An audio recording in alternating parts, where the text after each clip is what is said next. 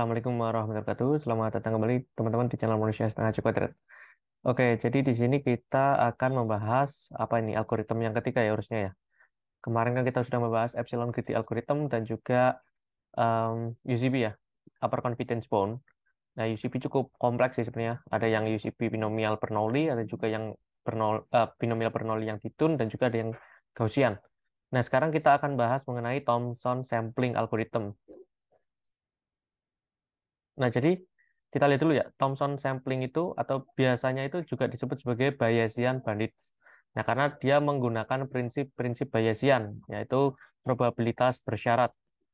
Nah, basic idea-nya itu adalah melakukan atau penghitungan reward-nya itu berdasarkan mu yang nantinya bisa pakai binomial atau Bernoulli atau distribusi yang lainnya. Nah, kemudian kita itu nggak sampling ya. Kalau kemarin di Epsilon Greedy Algorithm dan juga di UCP, kita nyari yang terbesarnya itu dari reward yang kita punya sebelumnya ya.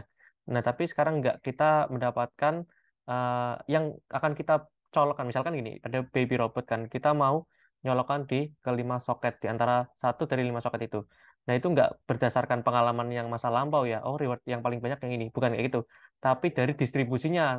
Nah, jadi kan kalau teman-teman tahu, kalau kita punya nilai rata-rata, kita punya nilai varian, atau kita punya nilai n misalkan, itu kita bisa bangun suatu distribusi. Nah, distribusi itu apa sih? Ya, suatu nilai yang mirip-miripan.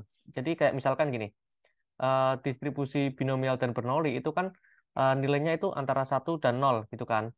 Nah, kalau misalkan distribusi normal itu nilainya adalah continue yang berada di sekitar mu dan varian tersebut.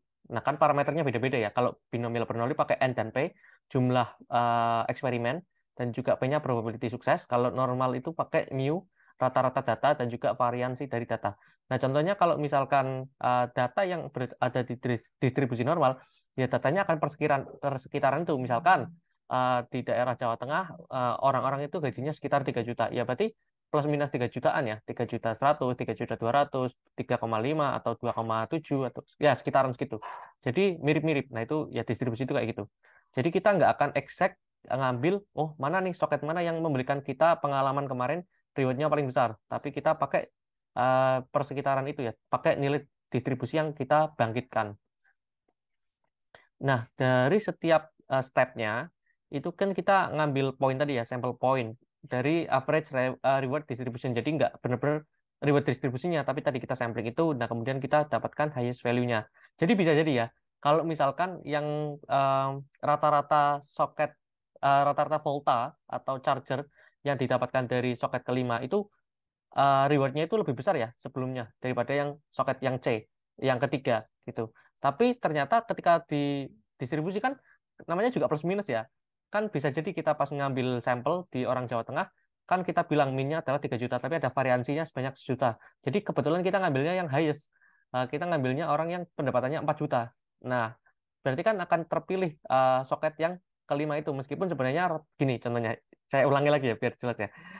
Rata-rata min dari pendapatan orang Jawa Tengah misalkan 3 juta dengan variasi sejuta. Jadi kan bisa antara 2 sampai 4 juta kan. Sedangkan orang Jakarta misalkan itu rata-ratanya adalah 7 juta. Kemudian variasinya adalah 5 juta misalkan. Berarti kan antara 2 sampai berapa tuh? 13 ya atau 12 juta.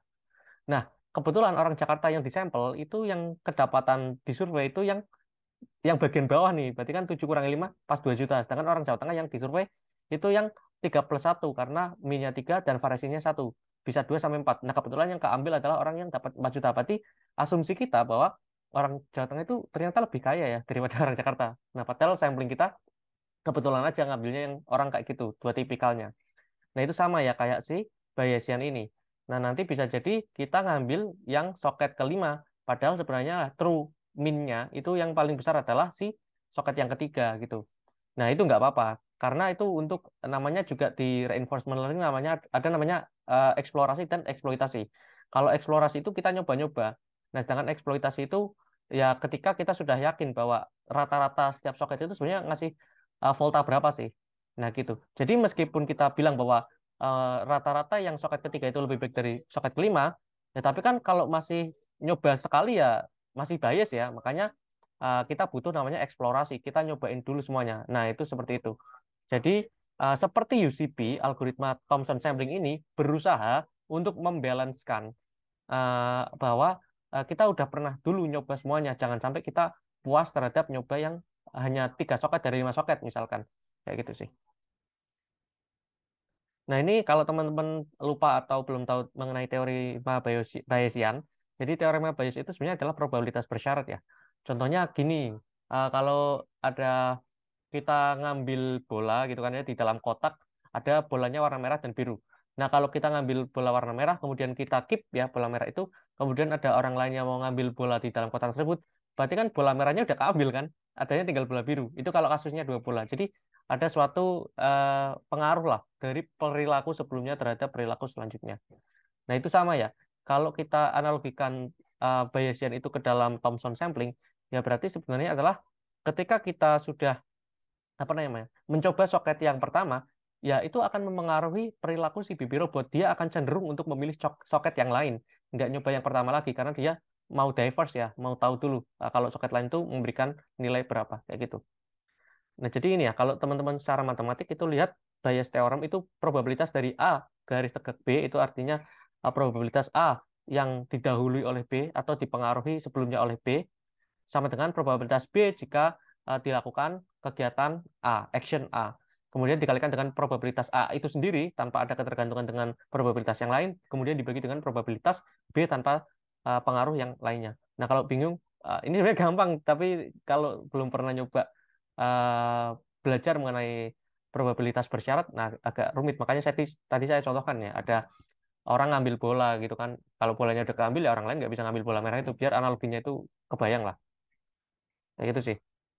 Oke, jadi selanjutnya kita tahu bahwa kalau di matematik atau di statistik ini ya, ini hanya penambahan istilah. Jadi kalau teman-teman nanti dengar tentang teorema Bayesian, kemudian lihat rumus ini, nanti biar tahu bahwa sisi kiri dari sama dengan yaitu probabilitas A bersyarat B. Nah, ini AB ini hanya simbol ya, bisa berganti nanti XY atau apapun itu.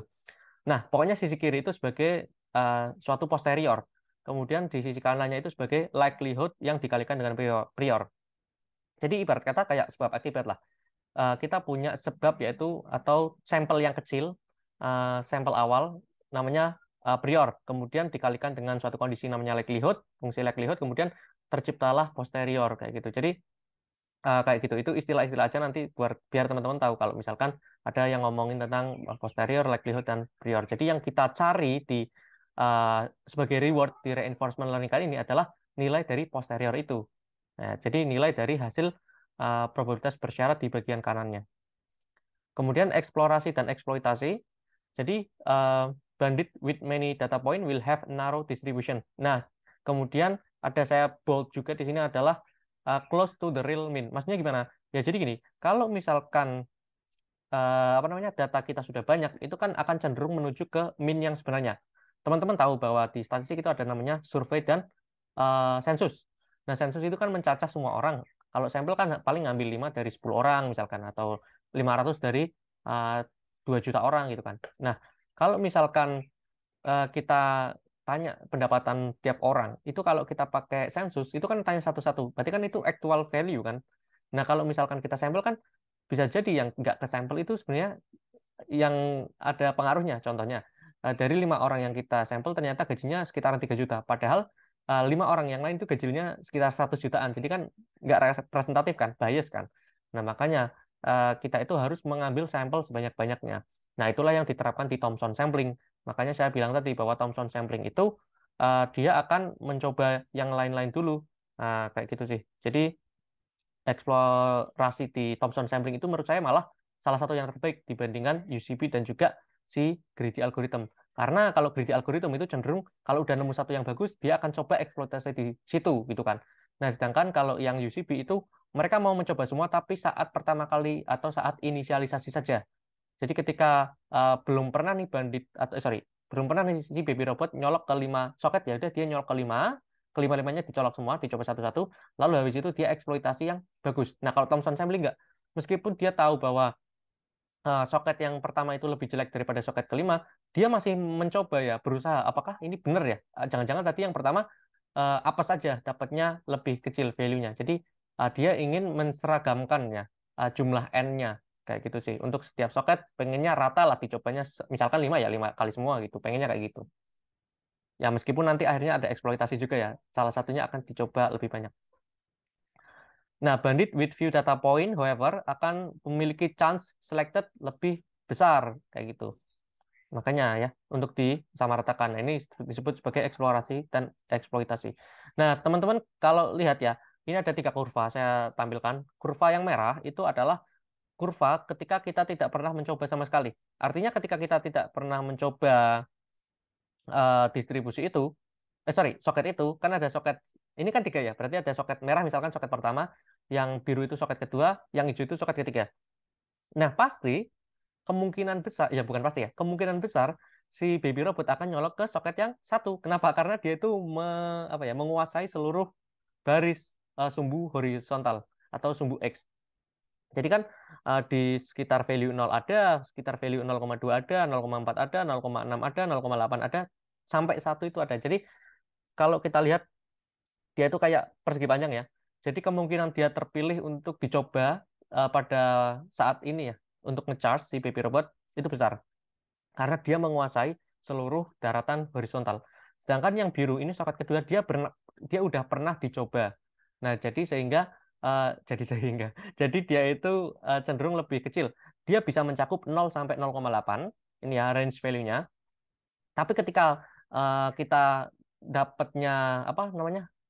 Random, misalkan bukan random ya, random number yang kita sampel tadi itu nilainya 0,9, berarti yang kepilih yang merah ya, soket pertama, karena kita lihat sumbu X nih, itu mentok-mentoknya di 0,8 yang biru, jadi dia nggak akan kepilih pada range 0,8 sampai 1 ketika sampelnya yang didapat itu. Nah, kemudian yang hijau lebih narrow lagi ya, lebih sempit lagi, antara cuma 0,4 sampai 0,8-an. Nah, jadi kayak misalkan yang hijau itu berarti udah sering dicoba soket ketiga, yang baru medium dicoba itu yang biru, yang merah soket pertama itu belum pernah dicoba. Jadi maka yang merah yang akan kemungkinan besar akan dicoba gitu. Oh ya, nah jadi di sini eh, kan kita tahu bahwa distribusi binomial itu adalah distribusi Bernoulli yang multiple, yang jamak ya. Distribusi binomial itu adalah distribusi Bernoulli yang dilakukan berkali-kali. Contoh ya biar gampang lagi nih. Saya banyak kasih contoh ya biar kebayang di real case ya. Kalau misalkan kita di pabrik itu kan kita nggak mungkin ngambil sampel satu aja ya. Sampel untuk melihat cacat. Misalkan kita punya 100 box makanan ringan gitu kan.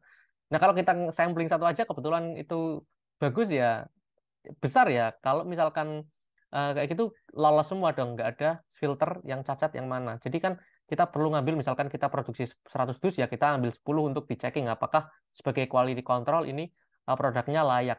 Nah, itu binomial ya karena ada 10 yang dicoba bukan cuma satu sampel. Nah, eh, selain distribusi Bernoulli dan binomial, satu yang mirip lagi yang masih satu keluarga distribusi itu namanya distribusi beta. Nah, di sini nanti kita akan pakai distribusi beta. eh, Kemudian distribusi beta yang kita cobakan adalah yang kita inisialisasikan adalah beta 1,1. Jadi beta itu punya parameter alfa dan beta. Nah, lucu juga ya. Jadi kalau distribusi normal kan dia punya parameternya mu dan tau ya atau sigma. Nah, kalau misalkan distribusi binomial n dan p. Nah, kalau di distribusi beta itu ada alfa dan beta itu parameternya. Nah, jadi parameternya adalah 1,1 untuk inisialisasi. Kenapa? Nah, yang merah itu lihat ya, teman-teman itu 1,1. Jadi ketika kita inisialisasi distribusi beta itu 1,1, jadi dia akan flat. Artinya eh, semua soket ini akan memiliki probabilitas yang sama karena semuanya hijau dan biru juga awalnya juga flat. Kebetulan ini udah pernah dicoba jadi dia menggelembung ke atas ya, naik. Nah, ini Bernoulli rewards. Nah, jadi since mu is the probability of success, jadi value antara 0 dan 1. Nanti kayak kemarin ya, sampling yang kita ambil itu antara 0 dan 1 aja. Karena kan probabilitas nggak ada yang 1,2 gitu kan. Hence, we need a distribution with support 0 dan 1 tadi. One such distribution beta, nanti kita akan pakai A atau B, alpha atau beta itu sebenarnya penamaan aja sih. Tapi umumnya ya kita ikutin konvensi yang udah internasional, udah meluas aja ya, simbol-simbolnya. Nah, before we collect data, any data, all value mu are equally likely. Jadi, pada awalnya, A dan B, alpha dan beta itu distribusinya adalah beta 1, 1. Seperti saya bilang tadi ya. Nah, kalau teman-teman lihat, kalau di beta 1,1 itu kan yang seperti bagian kiri, sisi kiri, itu bagian paling kanan, paling kiri atas. Sisi kiri, sisi kiri paling atas. Itu adalah beta 1,1. Jadi ketiga soket atau ya ketiga soket tadi ya itu flat. Kemudian misalkan dia terpilih, maka dia akan menjadi kayak apa? Curam gitu ya, kayak 45 derajat gitu misalkan. Kemudian dia lama-kelamaan ketika terpilih, terpilih lagi, terpilih lagi. Nah, nanti dia akan membentuk suatu kurva. Nah, akhirnya dia akan membentuk kurva yang sangat sempit seperti pada kanan bawah. Nah, ini likelihood part. Next, we need to pick a likelihood. The binomial distribution satisfies this K itu adalah sum of bandit reward dan juga N itu adalah berapa kali dia terpilih. Misalkan si K ini kan si soket pertama udah terpilih 7 kali ya, berarti K-nya 7. Nah, misalkan number of we play-nya itu misalkan kita nyobanya itu 7 kali juga. Nah, berarti 7/7 sama dengan 1. Nah, kenapa demikian? Karena distribusinya binomial. Nah, tapi kalau misalkan distribusinya Gaussian atau normal, itu kan rewardnya bisa 4 atau 7 atau berapa kan, continuous value kan. Berarti misalkan 4 tambah 5 tambah 7 tambah 4 lagi tambah 3 gitu kan. Lalu dibagi dengan berapa kali dia terpilih. Misalkan 5 kali tadi, berarti 4 tambah 5 tambah 7 tambah 3 tambah 4 misalkan dibagi 5. Nah, ini kayak gini ya. Jadi priornya itu adalah distribusinya beta. Likelihood-nya distribusinya binomial. Nah, karena priornya itu beta, nanti posteriornya juga adalah distribusi beta. Nah, kayak gitu. Jadi ini sudah saya sebutkan ya. Perhitungannya ada likelihood is K. K-nya udah saya sebutkan tadi adalah sum of bandit reward. Reward yang udah kita punya. N-nya itu adalah number of time dia chosen. Udah ya, kayaknya udah ya. Oke, jadi mungkin kita akan ke Python nanti, tapi di video selanjutnya, karena ini menurut saya sudah cukup panjang ya. Dan mungkin panas juga kalau dilabas ya. Oke, thank you. Moga-moga bisa bermanfaat. See you next time. Assalamualaikum warahmatullahi wabarakatuh.